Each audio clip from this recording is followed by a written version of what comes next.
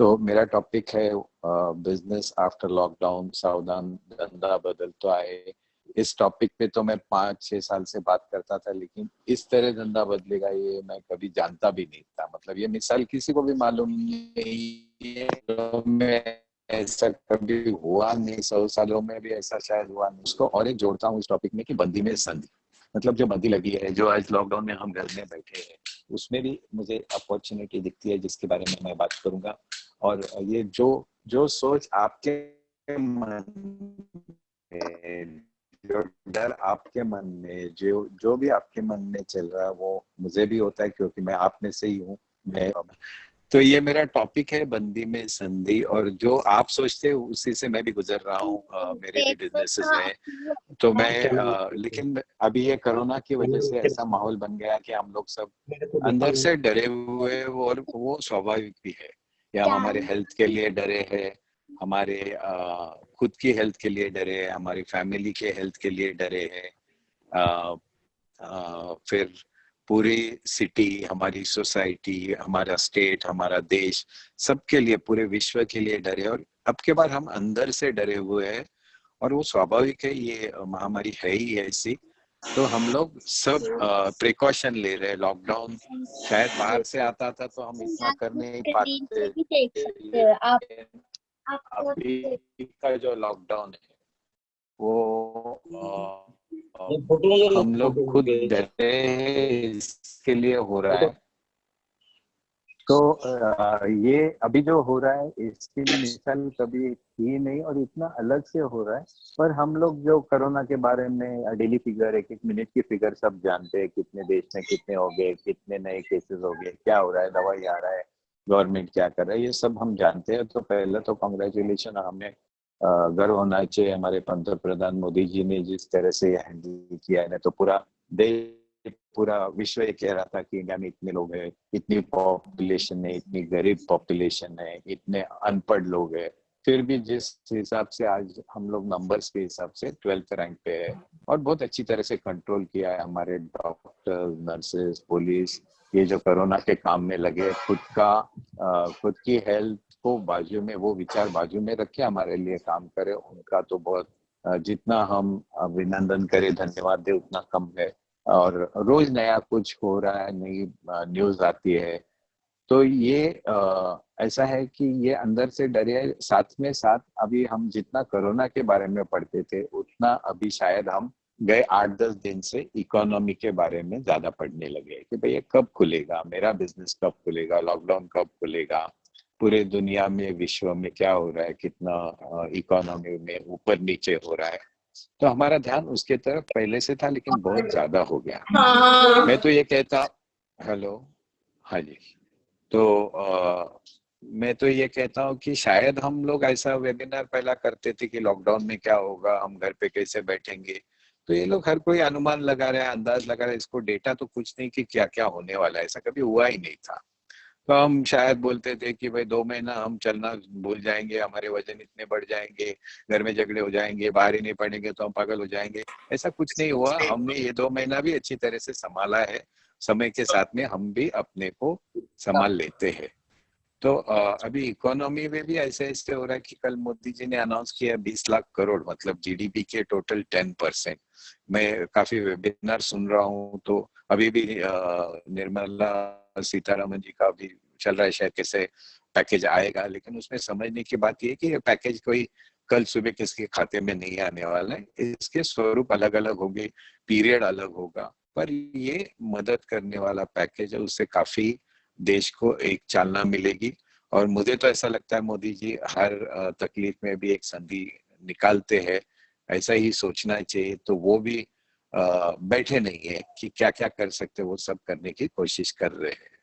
तो ये कोरोना का तो मैं बोलता हूँ कि जैसे एसी, बीसी और एडी होता था इतिहास में, before Christ and after death, वैसा ही ये बीसी एंड एसी हो गया, before corona and after corona. इतने बदलाव आने लगे, हम अपने घरों में है, देखिए देखते देखते हम लोग घरों में भी अडेप्ट हो गए। आज 2 महीने से घर के बाहर नहीं गए हैं, हमारी जरूरतें बहुत कम हो गई। हम मुझे तो फॉर्मल कपड़े पहन के शायद 2 महीना हो गए रहेंगे। पैसा लगता ही नहीं, जितना भी थोड़ा बहुत लगता है ग्रोसरी या सब्जियों के लिए लगता है। बाकी गाड़ियां 3-3 4 है, लेकिन ध्यान में रख के उसको चालू करना पड़ता है। आज घड़ी पहन के भी मुझे शायद 2 महीना हो गया रहेगा।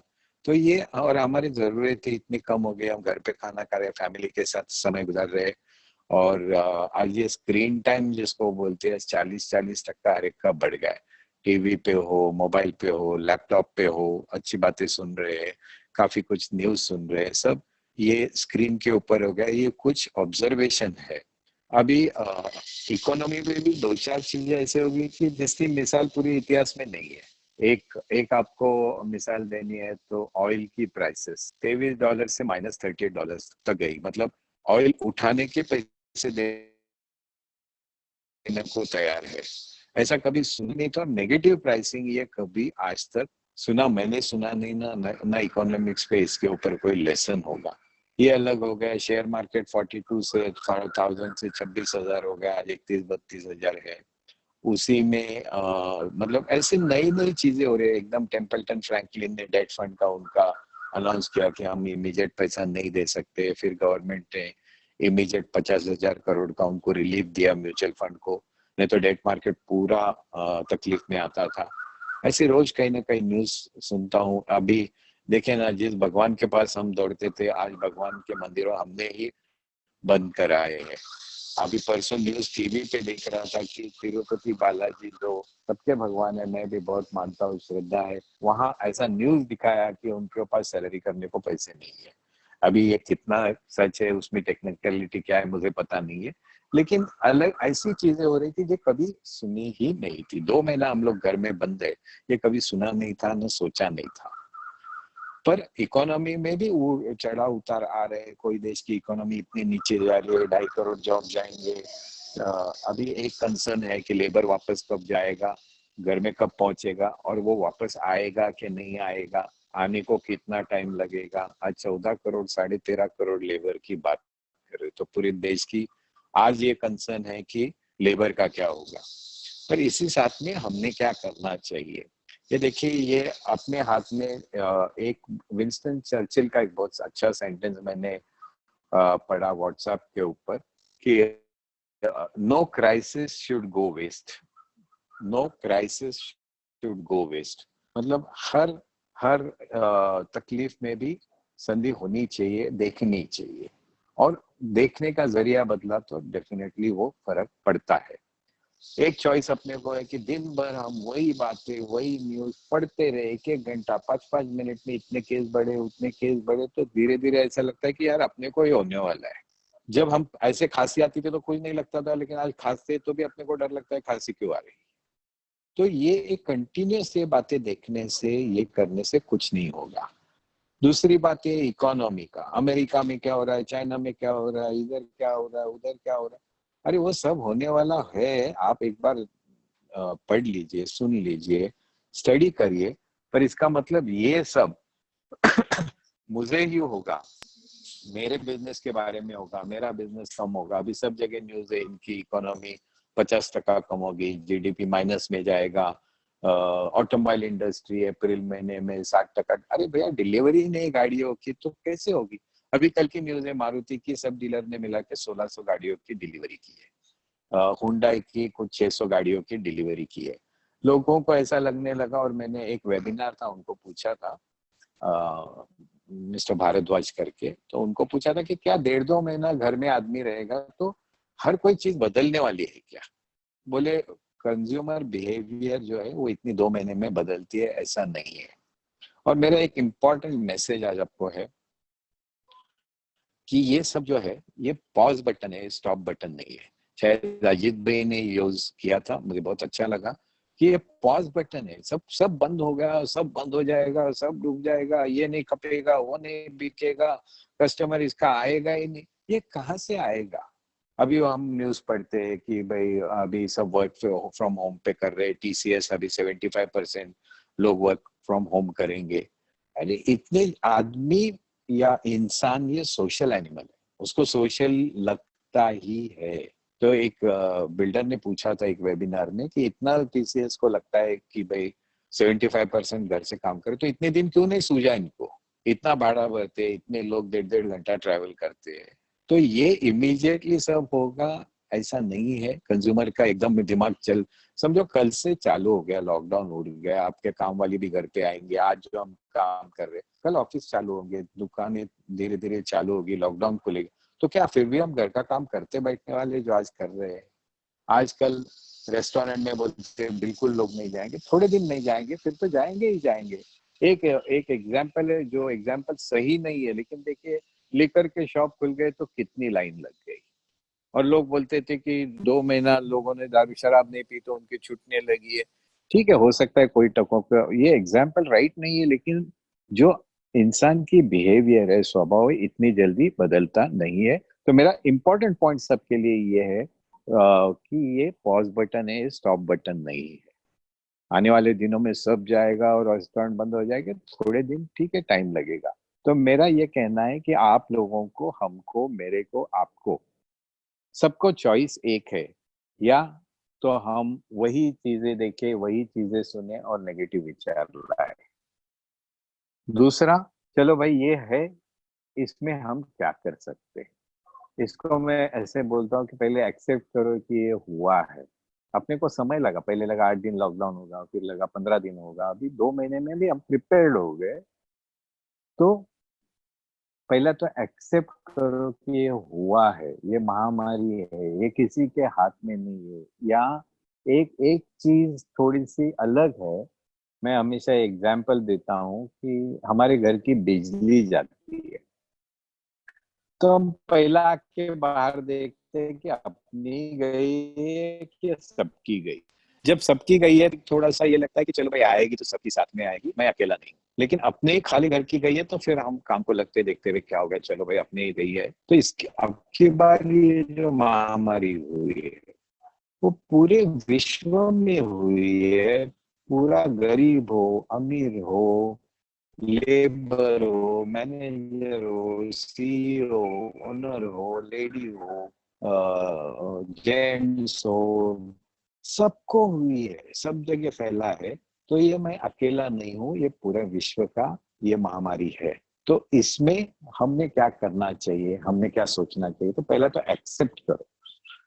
दूसरी आती है बात कि एडेप्ट करो, कि इसके साथ में चलो। कितनी आसानी से, मैं वही बोल रहा हूँ ना, एक सेमिनार करता था पहले 2 महीने पहले कि हम घर में बैठेंगे तो कैसे बैठेंगे, 2 महीना क्या होगा, हमको खाने को नहीं मिलेगा, काम वाली नहीं आएगी तो हमारा क्या हो गया, बंद हो जाएगी तो क्या होगा, हमारा वजन बढ़ेगा, 2 महीने में हम शायद चलने को भी भूल जाएंगे। या कर लिया, अपने अपने घरों में सुरक्षित है, हमने सब परिस्थिति के साथ में जोड़ लिया। यही मिसाल रखो तो दिनों में भी ये सब खत्म होने वाला है, और ऐसा कुछ नहीं है। ठीक है, ये लगेगा, लॉकडाउन खुलने वाला है, धीरे धीरे खुलेगा, घर बहुत कम रखे, देश को सुरक्षित रखा है। तो इवॉल्व होना, डेवलप होना। तो मैंने एक्सेप्ट कर लिया महामारी है, मैंने अडॉप्ट भी कर लिया टाइम के साथ में। अभी देखो हम जूम पे मिले, किशोर भाई को मैंने फोन किया, आज 150-200 मेंबर कहीं पे मीटिंग लेना है तो लाना भी कितनी मुश्किल है, लेकिन हमने जूम पे अडॉप्ट कर लिया। कई बार रोज के मेरे जूम चल रहे, मैंने अभी तक 12-15 तो जूम किए होंगे। कई बार दादाजी को बच्चे आके मिला के देते, दिखाते हैं।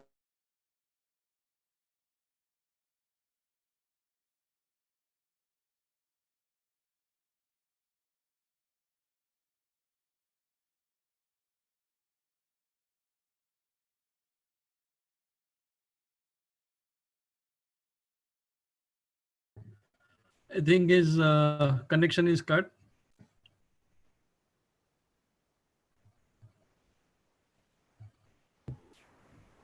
चकोर भाई का कनेक्शन गया है शायद से, आया है। हाँ वो चकोर भाई आपकी तरफ से अनम्यूट कर दीजिए। सुनाई दे रहा है? करेक्ट। हाँ मेरा हाँ हो गया आ रही है सर आवाज, आ रही है सर आवाज।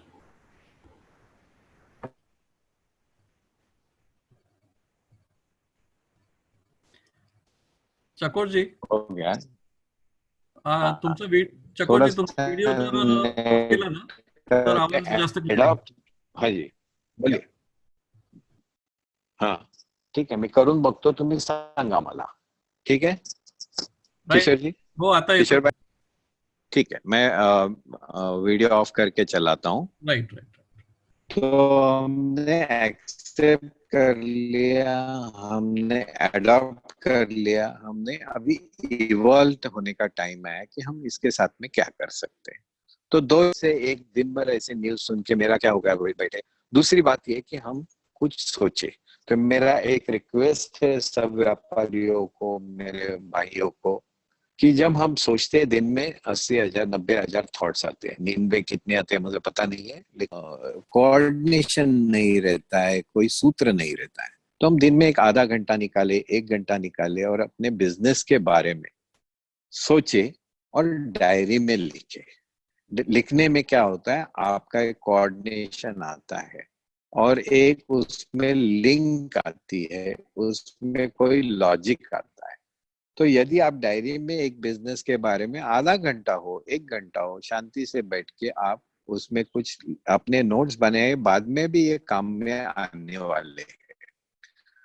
तो इन नोट्स में आपको क्या देखना है, क्या क्या सोचना है, ठीक है, क्या प्रिकॉशन लेनी चाहिए, पहले मैं बात करता हूँ कि जब आप सोचने लगेंगे तो भाई आने वाले 6 महीने में है जो लगने वाले ही है. जैसे अभी सैलरीज है, तो मैं सैलरीज की बात करूंगा. आधा किया, पूरा किया. अप्रैल तो पूरा लॉकडाउन में गया. तो मैं आपसे भी गुजारिश करूंगा, जो कम सैलरी वाले उनको संभाल लीजिए, उनको तो पूरा दे सकते तो दीजिए. पर जो मैनेजमेंट लेवल के, middle management, smaller management, sales के लोग, उनसे बात करिए कि भाई कंपनी में कुछ नहीं आया तो सैलरी कहाँ से करेंगे. और कंपनी यदि सबकी है, वो फीलिंग उनमें है, तो उनसे बात करके सैलरी अप्रैल की हो सकती है 40% कट, 50% कट, जो हो सकता है उनसे बात करके. उन्होंने कम की है, हाथ में कम की है.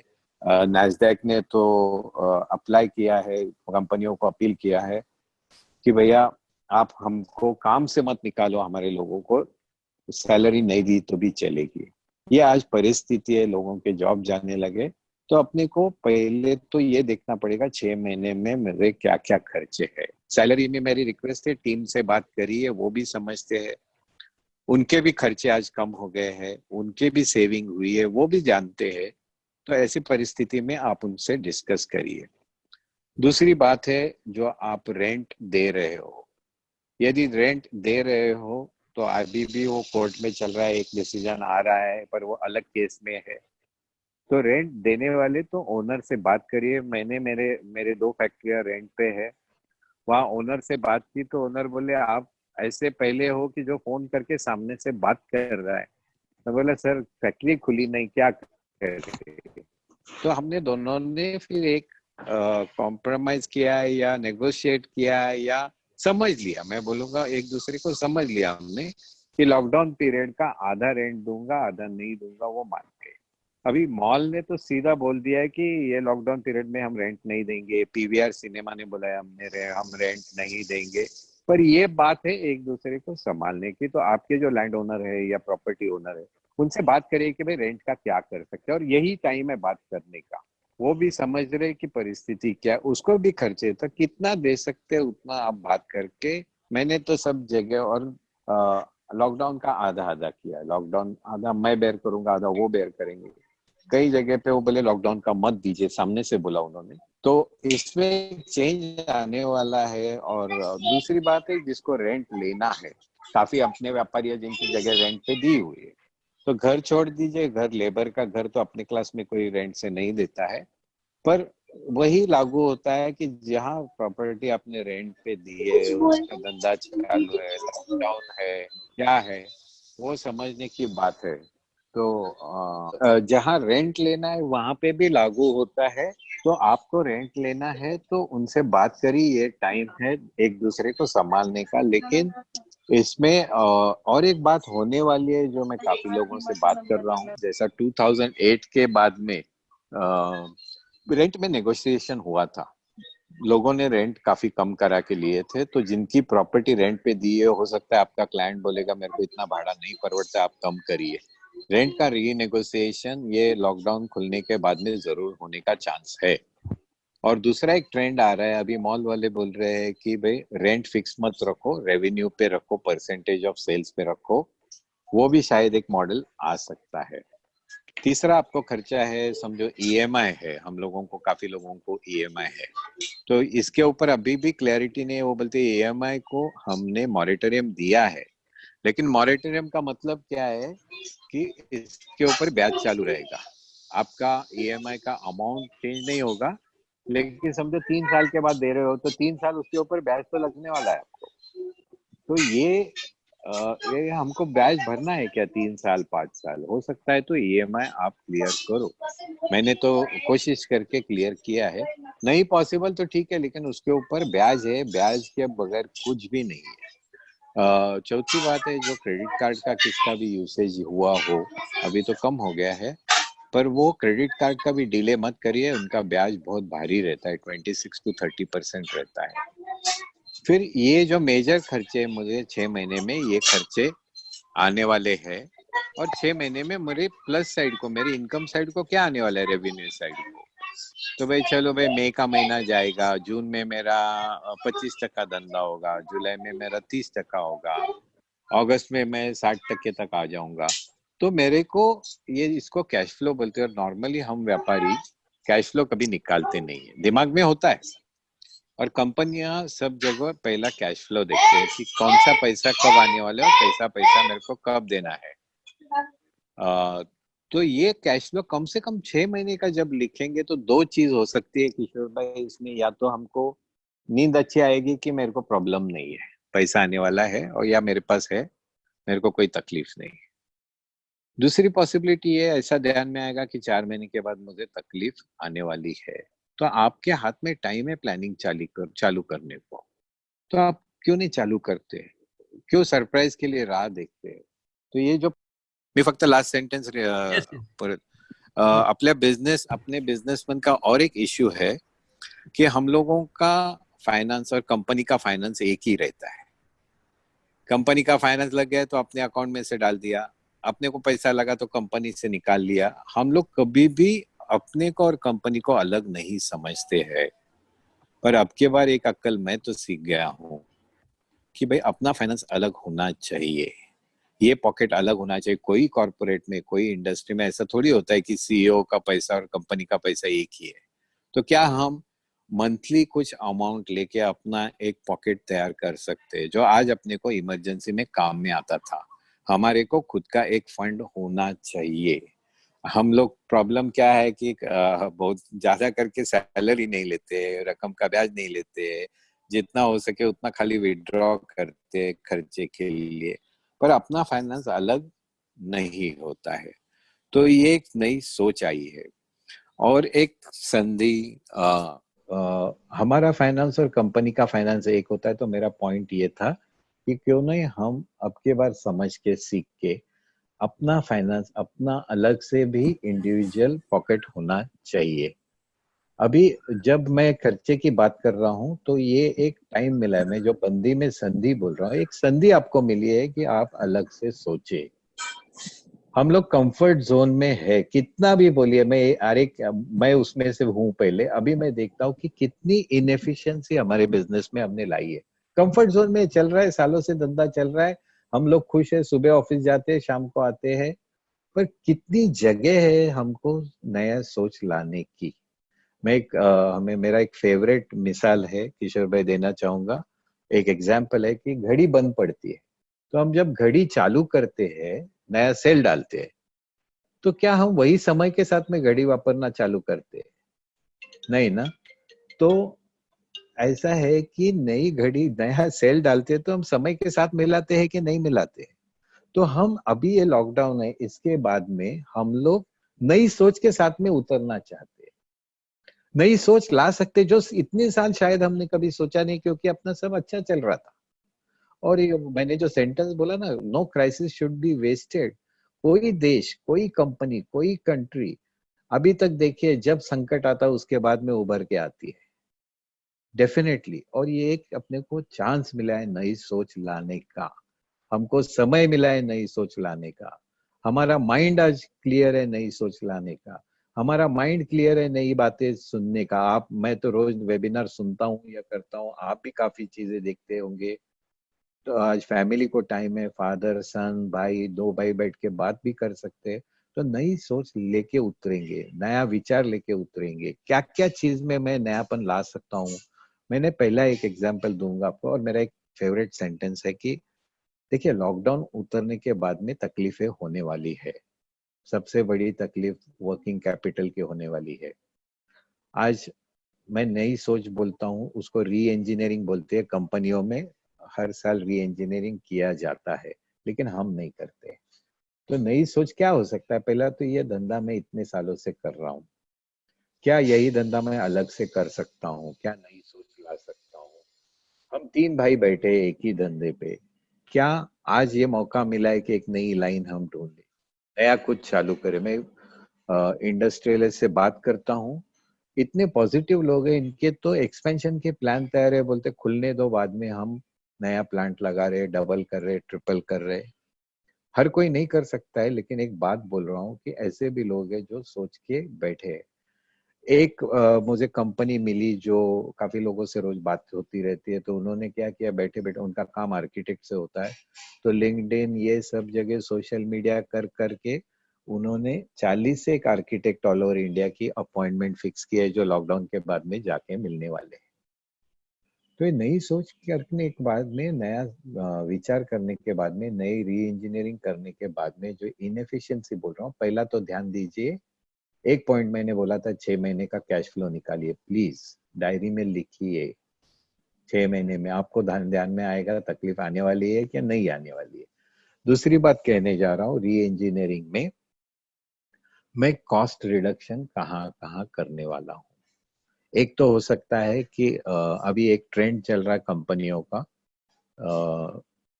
हो सकता है कि जो लोग सेल से निगड़ित है उनकी सैलरी 70-30 हो जाए।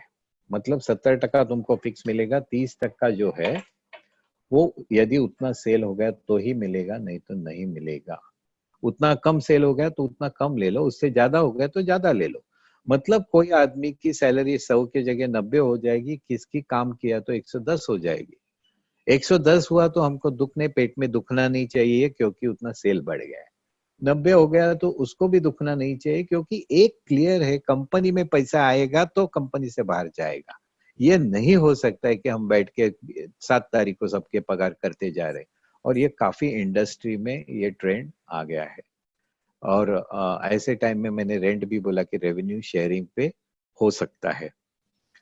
दूसरी बात कॉस्ट रिडक्शन की मैं करूंगा। मानता हूं कि आप सब पैसे वाले हैं, ज्यादा करके कोई लोन नहीं लिया होगा, पर मैं आपके पते की बात बोलता हूँ, शायद 1 घंटे में आपका ये फायदा तो जरूर होगा कि अभी जो मोदी जी बात कर रहे हैं, अभी ऑलरेडी 7 लाख करोड़ की लिक्विडिटी बैंक में आई है।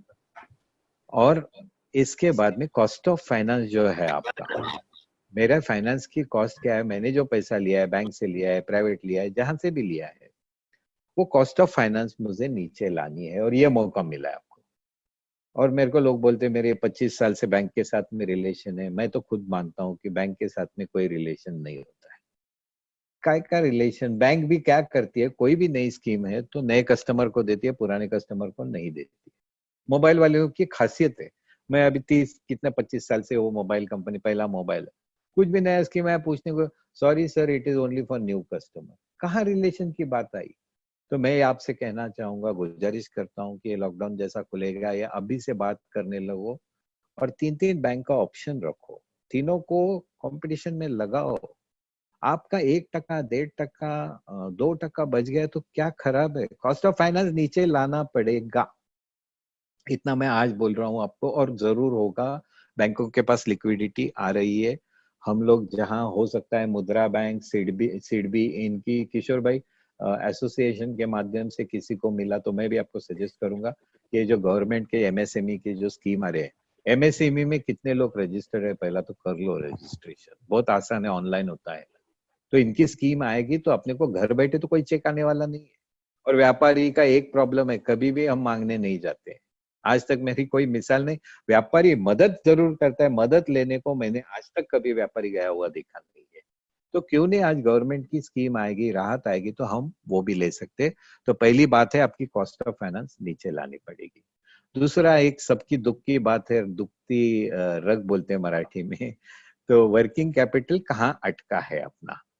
तो मुझे ऐसा लगता है हर एक का वर्किंग कैपिटल दो चीज में देखो, आपको जब लगेगा कि मेरा पैसा, मेरे को तकलीफ आने वाली है 2 महीने में, तो वो पैसा कहाँ है, तो मेरा पैसा वर्किंग कैपिटल कहाँ होता है, एक स्टॉक में होता है और एक उधारी में होता है। किशोर भाई, मैं काफी बिजनेसमैन से मिलता हूँ और कोई स्टॉक का एनालिसिस नहीं करता है, उल्टा उनको गर्व है, चकोर भाई देखो मेरे पास इतने महीने कितना स्टॉक पड़ा है, अपन स्टॉक सब पैसा स्टॉक में रखते हैं। अरे भाई दुनिया ऐसे नहीं चलती, बिजनेस का एफिशिएंसी इसको नहीं बोलते हैं। और आप होलसेलर हो, रिटेलर हो, डिस्ट्रीब्यूटर हो, मैं तो मेरे डिस्ट्रीब्यूशन बिजनेस में एक एक दिन का इन्वेस्टमेंट देखता हूँ, एक एक दिन का मैं शेयर करूंगा, क्योंकि डिस्ट्रीब्यूशन बिजनेस में मार्जिन इतने कम है किशोर भाई, थोड़ा स्टॉक बढ़ गया या उधारी बढ़ गई तो घर के पैसे गए।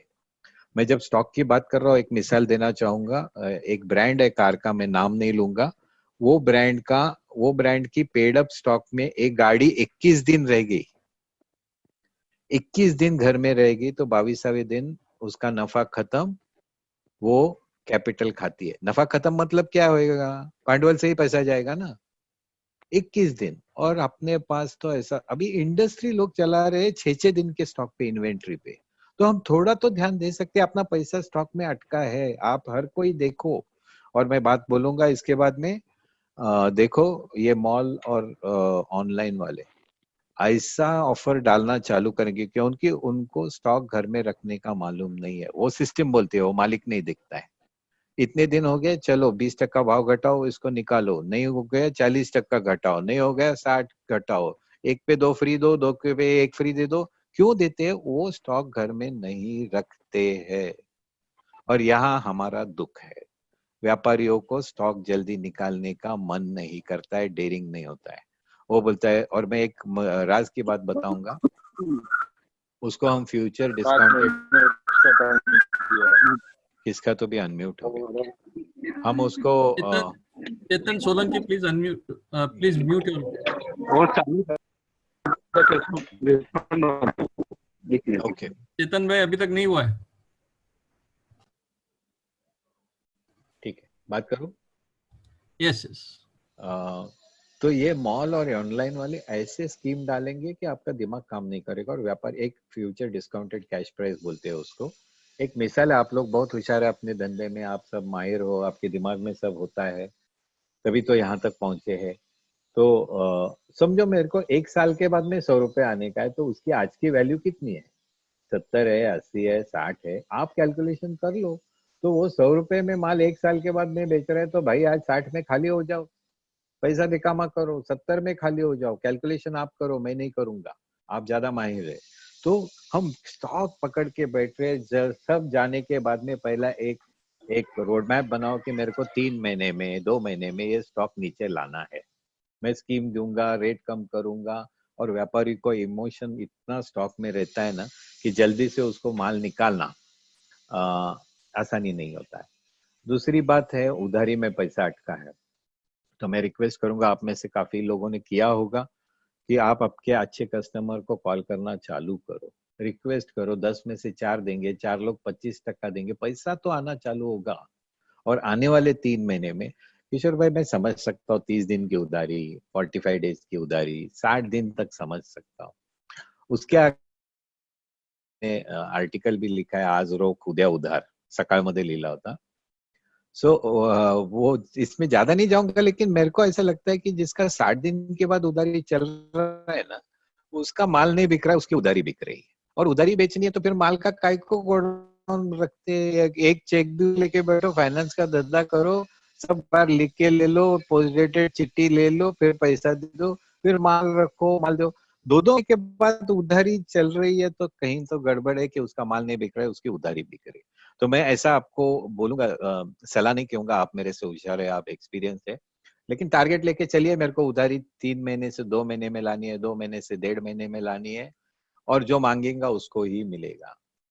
आप कस्टमर से कैसा मांगते, रिक्वेस्ट करिए, अच्छे कस्टमर दे रहे पैसा, वो भी समझते, संभाल लेंगे। और यदि आपका पैसा अभी आपके काम में नहीं आएगा तो आपका पैसा है क्या, मेरा सवाल वो भी है। संभाल लो, लेकिन कहाँ तक, ये 6 महीने में आपको पैसा लगने वाला है, तो एक तो स्टॉक से निकालिए, दूसरा उधारी से निकालिए। और एक वार्निंग देना चाहूंगा, उधारी तो मेरा पेट विषय है और मैं आज मुफ्त में बात कर रहा हूँ, लेकिन मैंने अच्छे खासे पैसे गवाए हैं उसमें। मैं आप में से हूँ, इतना पैसा गवाया है उधारी में। और उधारी में एक ही बात बहुत मस्त मिलती है, 2 चीज मिलती है, एक बीपी की गोली मिलती है और एक शुगर की गोली मिलती है, वो फ्री रहता है। तो अपना पैसा रोज सुबह उठ के मांगने का और तकलीफ लेने का, लेकिन धंधा में उधारी रहती है। मेरा पॉइंट यहाँ है कि भाई संभालो, ये टाइम है, जरा इससे इस पे ध्यान दो। और उधारी कितनी नीचे आ सकती है ये देखो, आपका पैसा वहां ब्लॉक हुआ है तो देखिए। और अभी जो मैं एफिशिएंसी की बात कर रहा हूँ, तो ऐसी एफिशिएंट, हाँ, और एक वार्निंग देना चाहूंगा मैं कि अभी हर किसी को वर्किंग कैपिटल की शॉर्टेज आने वाली है। तो कुछ होशियार गिरायक भी है अपने मार्केट में, आपके है, मेरे है, सब जगह रहते हैं। तो वो तो मस्त अभी मार्केट में आएंगे, चलो भाई किशोर भाई बहुत दिन हो गया आपसे धंधा नहीं हो गया, चलो मैं इतना माल लेना चाहता हूँ, माल लेके जाएंगे। पहला तो आपको सवाल आना चाहिए कि भाई इतने सालों के बाद में इसको मेरी याद क्यों आई, क्योंकि उधारी लेके जाएगा, रोकड़े में बेचेगा, आपका पैसा वो वर्किंग कैपिटल करके 4 महीना 5 महीना वापरने की पॉसिबिलिटी है। तो हवस में लोभ में मत जाइए, स्टॉक आपके पास है तो गिरायक किधर नहीं जाएगा। तो भैया तुम मेरे को याद क्यों आई, मेरी किशोर भाई का गिरायक है तो केतन भाई ने पूछना चाहिए, केतन भाई ने पूछना, मीठालाल जी को पूछना चाहिए, तेरे आपका गिरायक मेरे पास क्यों आया भाई, क्या बात है। मीठालाल जी बोलेंगे अरे मेरा तो 1 साल से पैसा नहीं दिया उसने, हो सकता है। तो ये ध्यान रखो, ऐसा गिरायक आ सकता है, तो आपको working capital cost of finance पे ध्यान देनी है। तीसरी बात, मेरा सेल भी मेरे को बढ़ाना। और एक इनएफिशिएंसी बोलता हूँ, अभी जो आप देखेंगे, मैं एक कंपनी का डिस्ट्रीब्यूटर था, तो मैंने जितनी जगह में माल रखा था ना, उसकी 1/4 जगह ने वो कंपनी ने ऑफिशियल लॉजिस्टिक्स को काम दिया, 1/4 जगह में मेरे से 4 गुना माल स्टॉक किया। उन्होंने मेरे को जितना गोडाउन खर्चा ये सब था, उसे आधे कॉस्ट में लॉजिस्टिक वालों ने उनको ऑफर दिया। तो हमारा लॉजिस्टिक कॉस्ट देखो, 4 बार माल खाली हो रहा है, 4 बार चढ़ रहा है, टेम्पो कहाँ जा रहा है, अभी आया वापस जा रहा है। तो हमको एफिशिएंसी लॉजिस्टिक में ला सकते हैं। हर कॉस्ट सेंटर देखिए, दिमाग है आपका है, आपको मालूम है कि मैं कहाँ कहाँ खर्चा कम कर सकता हूँ, कहाँ कहाँ लीकेज है, इतने आदमियों की जरूरत है क्या, मेरे को उतना उसका रिटर्न मिल रहा है क्या, ये सोचने का टाइम आया। आप कॉस्ट कटिंग का ये टाइम है। हर एक कॉस्ट सेंटर देखिए, मैंने मेन आपको बताई, सैलरी बताया, रेंट बताया। रेंट के बारे में कहना चाहूंगा कि अरे भाई मैं जिस रेंट की जगह में बैठा हूँ, काफी ऑफिसेज ऐसे प्राइम एरिया में है कि जहाँ गिराइक आता भी नहीं है, आपका काम फोन पे चलता है। तो जरूरत है क्या मुझे इतनी महंगे रेंट की जगह की। मुझे तुरंत फोन आया परसों एक क्लाइंट का कि सर आपने बोला है मेरे को ये 2 चॉइस है, मैं क्या करूं। बोला कस्टमर आता है क्या आपके पास, बोला नहीं मैं तो बैठ के काम करता हूँ। तो आपको प्राइम एरिया में जरूरत है क्या, आप आधे रेंट में कहीं और दूसरे से, सालों से चल रहा है बस।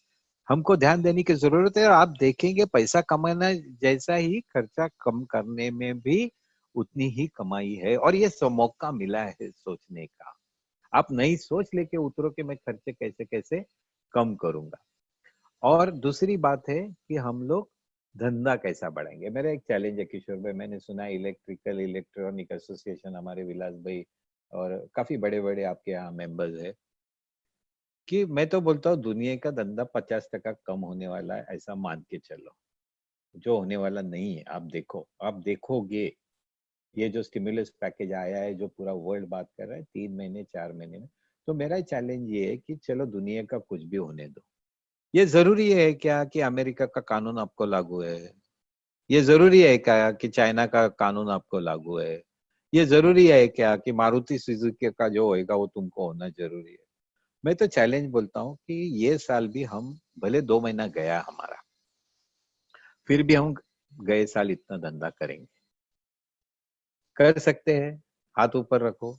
जो जो ऐसा ऐसा करिए, मैं देखना चाहता हूँ।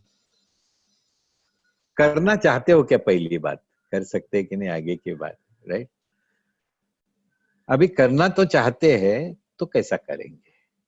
तो पहला तो ये भूल के चलो कि दुनिया में ऐसा हुआ, मेरे को कुछ नहीं होने वाला, मैं मेरा धंधा कैसा भी करके गए साल इतना लाने वाला हूँ, मेरे को मालूम नहीं।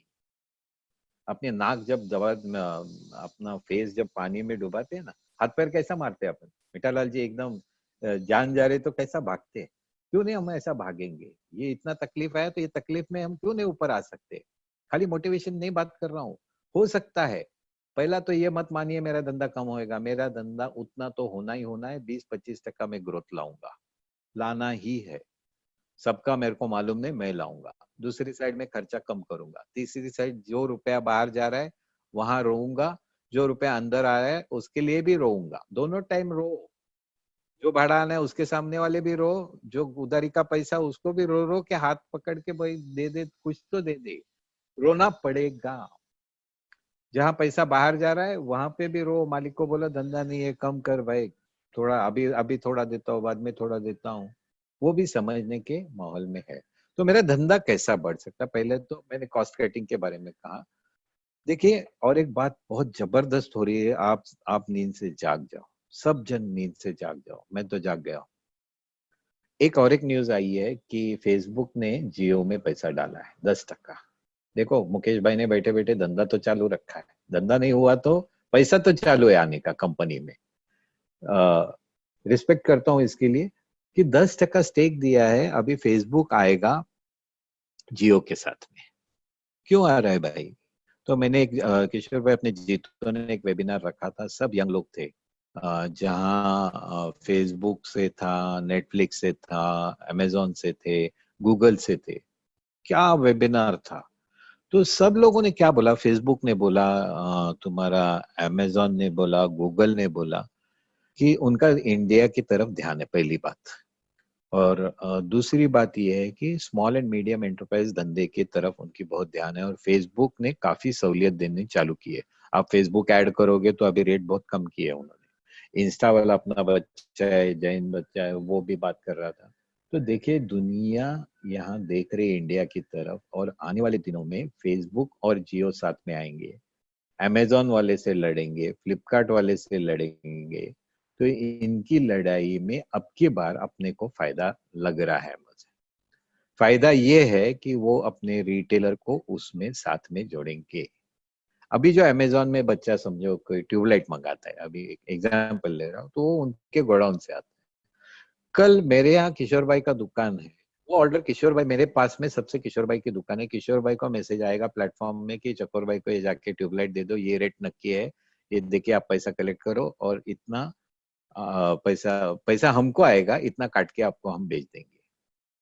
तो आपकी इन्वेंट्री वो जोड़ना चाहते, आपकी सर्विस वो जोड़ना चाहते। अपने पास प्लेटफॉर्म नहीं है, वो उनका प्लेटफॉर्म अवेलेबल होगा, तो ये अपने को फायदा होने का चांस है। तो हमको एसोसिएशन वाइज, और मैं किशोर भाई से भी बात कर रहा हूँ रिटेल वेयर के, जो जिन्होंने होस्ट किया है, वो भी बात करेंगे कि हम लोग कैसा जोड़ सकते हैं इस मामले में। और अजीत सेठिया उस दिन आए थे, उन्होंने किराना लिंकर करके कॉन्फेडरेशन ऑफ इंडस्ट्रीज ने एक ऐप चालू किया है। तो अब के बार रिटेलर होलसेलर इसमें जोड़े जाएंगे। पर मजे की बात यह है कि जो देखो हमने कभी ध्यान नहीं दिया। मैं आपको पूछूंगा कि मेरे को 1000 कस्टमर का आपका प्रोफाइल दे दो कि क्या उम्र है, क्या नाम है, किधर रहता है, कितने का खरीदी किया, कितने बार आया, वो क्या क्या लेके जाता है। आप में से कितने लोग 1000 छोड़िए 100 कस्टमर का डेटा दे सकते? मैं भी आया, और आपको मालूम है एक रात में यह सब डेटा जियो के पास फेसबुक के माध्यम से गया। चकोर गांधी कितना टाइम जूम पे बैठते हैं, फेसबुक पे किस किस को लाइक कर रहे हैं, ये जाके कितना खरीदा है, इनकी इनकी डेमोग्राफिक्स क्या है, वो कौन से एरिया में रहते हैं। तो इनके पास ये डेटा जबरदस्त है, वो हम तक सब कंज्यूमर की तरफ पहुंचेंगे। और आज तक हमने कभी डेटा देखा नहीं है। अब ये रिटेल वेयर में उनके पास सीआरएम भी है, बहुत अच्छा सीआरएम है, कस्टमर रिलेशनशिप मैनेजमेंट। हमारा ध्यान, मैं जो बोल रहा हूँ, मैं आपको नहीं बोल रहा हूँ सर, ये मेरी बात है, ये मेरी कहानी। कहाँ मेरा डेटा है? कहाँ मैं आज 100 लोगों को मैंने बैठे बैठे आज 2 महीने में कम से कम 1000 लोगों को 10-10 बार मैसेज तो भेजना चाहिए था, सर कैसे आप, हम आपकी फिक्र कर रहे हैं ना। हमारे पास है किधर डेटा? कहाँ भेज रहे? आज रिटेल वर्क क्यों कर रहा है ये वेबिनार? ये अपने क्लाइंट को सर्विसिंग कर रहा है, उनको कुछ नया देने की कोशिश कर रहा है। Doctor Rupal Agarwal retail coach करके है, माय रिटेल कोच, हम तीनों साथ में टीम करके काम करते हैं। उनके पास how to go on social media, how to go online, इनके कोर्सेज है। वो 5 दिन से, अभी आज दोपहर को 2:30 बजे किशोर भाई मेरा करीब 200 homeopathic doctor all over the world, कोई दुबई से था, कोई मणिपुर से, उनके साथ में वेबिनार था, वो कोर्स कर रहे हैं, लेकिन मैं भी उनसे कुछ बातें कर रहा था। तो ये व्यापारियों को हमको पता होना चाहिए, इसके आगे अभी सोचना चालू करो कि मैं मेरा बिजनेस कैसे बढ़ा सकता हूँ, मैं नए कस्टमर कैसे जोड़ सकता हूँ, मैं है वो कस्टमर को और क्या माल दे सकता हूँ, मेरे लिए अच्छे नहीं ऐसे कस्टमर कौन कम कर सकता हूँ। भाई बहुत उधारी ले रहा है और जो माल फास्ट बिकता है वही लेके जाता है और उसमें भी पैसा वापर है, मेरे लिए वो कस्टमर शायद अच्छा नहीं है, तो मैं उसको भी कम करूंगा। तो मेरा ये धंधा में 25% बढ़ाना चाहता हूँ, वो कहाँ से आएगा? कस्टमर मेरे तक नहीं पहुंच रहा है, तो मैं कस्टमर की तरफ कैसे पहुंच सकता हूँ? मैं अलग सोच क्या ला सकता हूँ, मैं अलगपना क्या ला सकता हूँ? मेरी गारंटी है सर, उसी सोच के साथ में, उसी कस्टमर के साथ में, वहां ही बैठ के उसी प्रोडक्ट में उसी स्टाइल से काम करोगे और दुकान खोलोगे तो ग्रोथ आने वाली नहीं है, डी ग्रोथ आएगी, क्योंकि ये पॉज बटन है, टाइम लगने वाला है लॉकडाउन खुलने को। अभी अनुमान तो कुछ भी लगाते हैं लोग कि अभी मैं हमेशा पूछता हूँ ना कि कोई कोई सीजन गए वो पेरिशेबल थे, जैसे लग्न सराई गेली, आता ट्रॅव्हल अँड टुरिझम हा सीजन गेला, बट आई स्ट्रांगली बिलीव कि वापस दिवाली में लोग जाएंगे बाहर। गाड़ियां भी, लोग बोलने लगे अभी गाड़ियां बिकेगी नहीं, टू व्हीलर, ऐसा नहीं होता है। और आपको मेरे को और एक चांस है, आप जिन कंपनियों के डिस्ट्रीब्यूटर हो, मैं गलत नहीं सिखा रहा हूँ, आप उनसे भी बात करना चालू करो, हमको ये तकलीफ है, 2 महीना धंधा बंद है, हमको पेमेंट नहीं आया, हमको ये स्टॉक है, ये स्टॉक हमको कम करना है, ये स्टॉक की लिस्ट ले लो, दूसरे डिस्ट्रीब्यूटर को माल लगता है तो दे दो, या फिर हमको आगे से माल थोड़ा कम लगेगा, हम टारगेट एक्सेप्ट नहीं करेंगे। कहाँ करोगे टारगेट एक्सेप्ट? अभी किसको? तो ये आपके आपके पास चांस है कि आप सप्लायर से भी बात करो, क्योंकि आप डिस्ट्रीब्यूटर है तो आपके रिटेलर भी आपको ये सब बातें बताने वाले है। तो कोई भी प्रेशर में मत आइए, टारगेट बिरगेट माल भरने का घाई मत करिए, अंदाज ले लीजिए कैसा माल बिकता है। और एक बात है, अपने पाइपलाइन में जो माल है वो तो बिकना चालू होएगा, जैसे दुकान खुलेगा, जो जो दुकान खुल रही एकदम उतना नहीं, पर कस्टमर बिल्कुल आया नहीं ऐसा नहीं हुआ है, कस्टमर आएगा। कोई कोई आइटम में थोड़ा लेट आएगा, लग्जरी आइटम में लेट आएगा, ब्रांडेड वस्तु में शायद वो थोड़ा सस्ता वाला माल खरीदेगा, लेकिन माल तो खरीदेगा। और मार्केट ये पॉज है, धीरे धीरे जरूर चलेगा। और ये सब करते हुए एक प्रिंसिपल रहता है 80-20, वो एक हमेशा यूज करने वाला सेंटेंस है, जिसमें हम 20% आइटम में अपना 80% ब्लॉक पैसा ब्लॉक होता है। 100 गिरायक है, उसमें 20 गिरायक अपना 80% फाइनेंस वापर रहे। तो जिंदगी में कभी भी ये 80-20 का प्रिंसिपल ध्यान में रखे। पूरे इलेक्ट्रिकल मार्केट में समझो 100 दुकानें हैं, उसमें से 20 दुकानें 80% धंधा कर रहे हैं। पुणे के डॉक्टर में 20% डॉक्टर 80% प्रैक्टिस लेके जा रहे हैं, वही लॉयर का है। तो ये 80-20 प्रिंसिपल लागू करो, बैठ के एक एक्शन प्लान करो कि मेरे को भाई दुकान खुलेगा तो मैं 8 दिन पहला साफ सफाई करूंगा, फिर भाई मेरे को माल डेड स्टॉक की याद। अजीत भाई के सॉफ्टवेयर में सुबह उठते ही पूरा डेड स्टॉक का लिस्ट आता है, और आप देखो भाई पैसा पड़ा है, अपने आंखों के सामने पड़ा है, लेकिन हमने शायद ध्यान नहीं दिया। और अभी के वर्ल्ड में स्टॉक रोटेशन को बहुत इंपॉर्टेंस है। आप यदि कैश में काम करोगे, कम मार्जिन पे काम करोगे, लेकिन स्टॉक रोटेशन बढ़ जाएगा और उधारी का पैसा फ्री होएगा, तो आपका साल के बाद में प्रॉफिटेबिलिटी जगह पे पक्की आने वाली है, ज्यादा होगी, कम नहीं होगी। मैं एंडलेस बातें कर सकता हूँ। आपको आपके बिजनेस में मेरे से ज्यादा मालूम है, आप माहिर हो, इतने दिनों से हो, इतने बड़े बड़े लोग आप डिस्ट्रीब्यूटर किशोर भाई पहचान करके दे रहे थे। लेकिन ये नई सोच, खर्चा कैसा कम करे, धंधा कैसा बढ़ाए, और ये पूरा विश्वास के साथ में उतरेंगे। व्यापारी अपनी अक्ल से और अपने नसीब से आता है, और हमने कितनी तकलीफें झेली है। इसके पहले जीएसटी हुआ था, फिर डीमोनेटाइजेशन हुआ था, आ गए हम, अपना धंधा लेके आए वापस। और एक नसीब की बात है, आप सोचिए, फिर भी आज मैं हमेशा अच्छी चीजें देखता हूँ, पॉजिटिव सोचता हूँ। नसीब अपना है कि यही जिस देशों में वॉर कंटिन्यूस चलते हैं, जिस देशों में अर्थक्वेक हमेशा चलते हैं, अपने कंट्री में जहाँ अर्थक्वेक हुए, जहाँ फ्लड आए, अपने घरों में लोग पानी नहीं पी सकते। आज 2 महीना है, भले हम अपने घरों में सुरक्षित है, घर का खाना खा रहे हैं, और अपने फैमिली के साथ है। नसीब वो है। और ये लॉकडाउन कब खुलेगा, धीरे धीरे खुलेगा, और उसका क्या होगा, ये ज्यादा मैं अपने मतलब उसमें कोई इतना अभ्यास नहीं है, और हर कोई अनुमान लगा रहा है। तो वो तो अपने टाइम के साथ आ जाएगा। मैंने अपने विचार रखे हैं। हो सकता है आपको कुछ उसमें अच्छे लगे हो, ना लगे हो।